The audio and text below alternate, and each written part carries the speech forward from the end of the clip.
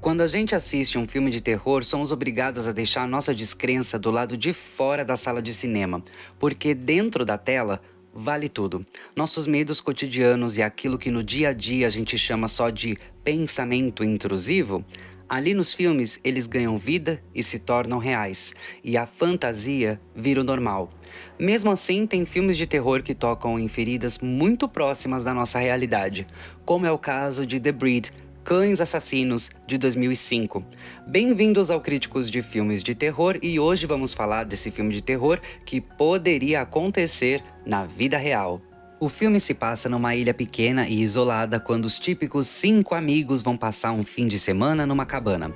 Você já conhece a história e sabe no que vai dar, só que dessa vez não tem maldições, nem livros antigos e muito menos assassinos mascarados que foram ressuscitados do além. Dessa vez, o perigo é muito real. Há muito tempo existia nessa ilha um canil, possivelmente com fins militares, que treinava cães de ataque de diferentes raças, até que um dia um dos cães contraiu raiva. Quando a doença começou a se espalhar e vários cães começaram a ter que serem sacrificados, os pesquisadores tentaram de alguma forma manipular o vírus da raiva para que os cães não fossem só imunes a essa enfermidade, mas que também de alguma forma o vírus os deixasse mais espertos, rápidos e mais fortes. Deu certo. O problema é que a pesquisa foi completamente abandonada, provavelmente por falta de verba. E os cães depois foram soltos, abandonados na ilha, deixados para viverem sozinhos. O tempo foi passando, eles foram se reproduzindo na ilha e as novas raças que nasceram carregam a mesma genética alterada dos anteriores.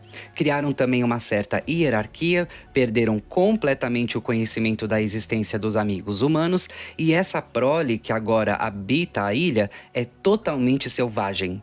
E isso, meus queridos críticos, é extremamente assustador de se pensar. O cão é o melhor amigo do ser humano, ou pelo menos só é assim quando os ensinamos isso. Quando os criamos com amor, carinho e os adestramos para conviver conosco em sociedade, oprimindo os seus instintos para criá-los como pets. Mas o que é que acontece quando cães nascem, vivem e se reproduzem em um ambiente totalmente selvagem? Longe da civilização e sem nenhum contato com os humanos. O resultado é exatamente esse que é mostrado em Cães Assassinos. Eles voltam ao seu estado original de caçador, de predador. Caçam em matilhas com ataques planejados, possuem líderes e sistemas de convivências próprios, não são seus amigos, são caçadores movidos por instinto, planejando e coordenando emboscadas. Dominam territórios e sentem o seu cheiro de longe. Você já parou para pensar que o único motivo do seu cachorro de estimação não ser um perigo para você é porque ele foi condicionado a não ser um inimigo? E mesmo assim, de vez em quando, até mesmo cães domésticos podem se envolver em ataques a humanos. A maioria, no entanto, não é fatal. Existe uma média de mais ou menos 30 a 50 mortes por cães todo ano em países como Estados Unidos e Brasil, por exemplo. Ou seja, os números não são tão alarmantes. Entretanto, o cenário é outro quando se fala do vírus da raiva. Em média, o número de mortes causadas pela transmissão do vírus da raiva de cães para humanos é cerca de 59 mil por ano. Tá maluco, hein? É muita gente indo de base infectada pela raiva, hein, galera? Isso aqui não é brincadeira. Então lembrem-se de não chegar muito perto de cachorros que você não conhece ou não sabe se foram devidamente vacinados. E isso inclui animais silvestres e ou selvagens, tá bom? Todo cuidado é pouco, pessoal. Infelizmente, para nossa turma aqui do filme, eles ficam à mercê não só da infecção pela raiva, como correndo o risco de virar presa dos cães que passam a caçá-los de maneira implacável. E, gente, o filme é muito bem feito. Os cachorros são todos reais, não são computação gráfica, foram muito bem treinados para cenas e muito bem coordenados, andando em bando e mostrando até comportamento sincronizado. Saltam, avançam, derrubam os atores e encenam ataques ferozes. Claro, tudo sob um ambiente seguro e controlado por profissionais. Ninguém foi ferido, assim como os cães, que foram muito bem tratados na produção, e isso é muito importante, tenha isso em mente quando você assistir. Todos os envolvidos no filme, humanos e animais, estavam seguros, felizes e se divertindo.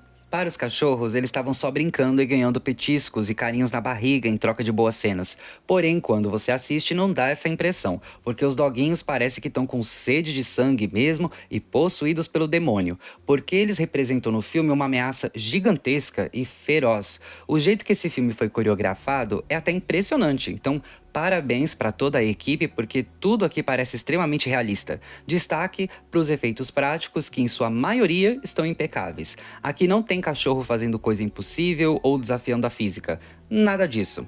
Agora, é um filme de terror, e os 5 amigos aqui estão numa luta pela sobrevivência. Então é claro que os personagens vão fazer de tudo para sobreviver, e isso pode incluir matar alguns cachorros no processo.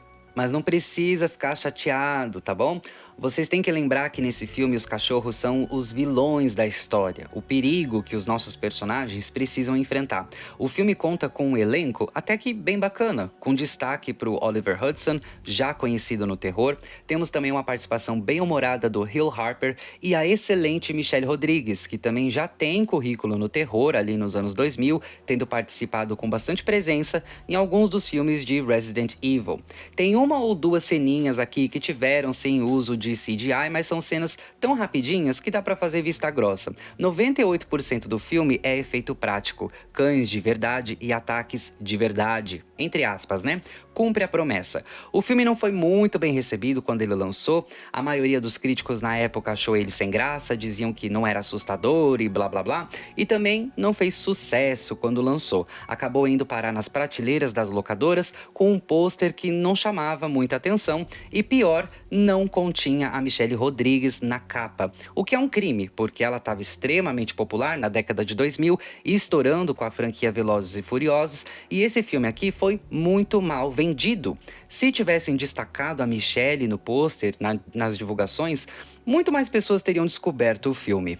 Mas agora que ele está sendo redescoberto, os fãs de terror estão se encantando com o nível de tensão e em como os personagens dos 5 amigos são até que bem trabalhados e carismáticos e não agem como vítimas descartáveis de filmes de terror que estão ali só para abastecer o tanque de sangue da produção. Sério, quando alguém do grupo aqui morre, você vai pensar, ah, não, essa pessoa não, e isso é bem legal. O roteiro não é lá essas coisas, alguns diálogos são fraquinhos e o filme não consegue escapar de alguns jumpscares bobos e desnecessários, nem de armadilhas narrativas que podem levar a situações clichês. Dito isso, o enredo é forte e os set pieces, os acontecimentos, são muito bem bolados e não extrapolam, não são inacreditáveis nem absurdos. O enredo traz o elemento de survival horror, terror de sobrevivência, então os personagens são forçados a usar não só o físico, mas a inteligência também para escaparem de várias situações tensas e perigosas. E nem toda vez eles escapam, o que desencadeiam várias sequências boas de suspense e às vezes mortes inesperadas. Claro, fãs de terror vão ter algumas críticas para fazer. O fato dos cães terem sido manipulados geneticamente com o vírus da raiva também é um pouco desnecessário. O filme não precisava desse elemento de ficção científica aí para se justificar. Bastava dizer que a gente estava lidando com cães que nasceram de espécimes abandonados na ilha e que são selvagens por nunca terem tido contato com humanos. Só isso já era o suficiente para fazer a gente acreditar na coisa toda. Não dá para entender por que eles meteram esse plot da genética. Era o quê? Para explicar por que os cães são tão rápidos e inteligentes? Meus queridos, tem cachorro aí que já viralizou falando "eu te amo". A gente vê cachorro fazendo coisas incríveis todos os dias, mostrando uma capacidade de raciocínio impressionante. Aliás, tem muito cachorro por aí que é mais esperto que muita gente, viu? Não ia ser nada difícil para nós, como audiência, acreditar na inteligência e nas habilidades desses cães ferozes e caçadores, viu? Contanto que não tenha nada absurdo no roteiro, como por exemplo eles lendo e escrevendo, tá de boa. De resto, a gente acredita, não precisava ter jogado a carta da genética manipulada, foi completamente desnecessário. Seja como for, críticos de filmes de terror dá a Cães Assassinos de 2005 nota 7. Ele é tenso, Até que é bem atuado, o baixo orçamento é limitante, mas foi bem usado nos cachorros e nos efeitos práticos. Foi produzido pelo Wes Craven, aliás, e a direção é de Nick Mastandrea. E por mais que ele conduza o espetáculo com entusiasmo, ele não possui técnicas sofisticadas o suficiente para elevar o material. O roteiro é fraco em trama e história, mas é forte no enredo. O charme mesmo são alguns dos atores e os cães. É muito interessante explorar esse cenário do e se. E se cachorrinhos fossem abandonados num ambiente selvagem, longe das pessoas, o quão selvagem ou perigosos para os humanos eles se tornariam? E esse e se, meus queridos, é tão assustador de assistir porque é completamente possível.